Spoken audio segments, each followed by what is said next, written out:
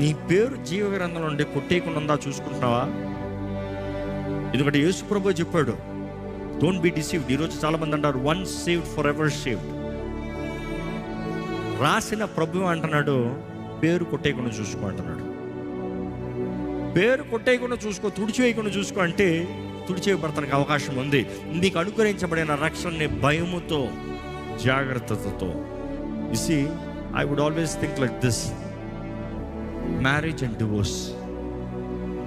ఎవరైనా విడాకులు అవ్వాలని పెళ్లి చేసుకుంటారా?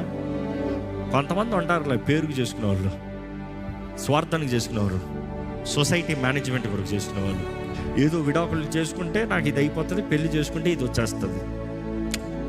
కానీ దేవుడు నిర్ణయించిన వివాహ బంధము మరణము వరకు.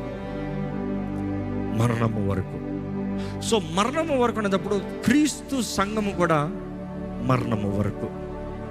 కానీ దేవుడు అంటాడు, యేసుప్రభు అంటాడు, వ్యభిచారమందు తప్ప విడాకులు ఇస్తానికి లేదు. Why I'm emphasizing this?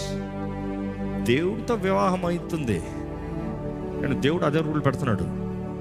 Idolatry is prostitution in God's sight. దేవుడితో ఉంటానన్న నీవు, దేవుడితో నిబంధన చేసిన నీవు, దేవుని స్థానంలో వేరేదైనా తెస్తే జాగ్రత్త. ఈరోజు ప్రేమిస్తున్నాడు, కరుణిస్తున్నాడు, క్షమిస్తున్నాడు, రక్షించబడ్డానన్న మనం పరీక్షించుకోవాలి. రక్షణ జీవితాన్ని జాగ్రత్తగా కొనసాగిస్తున్నామా? Are you committed? Are you faithful?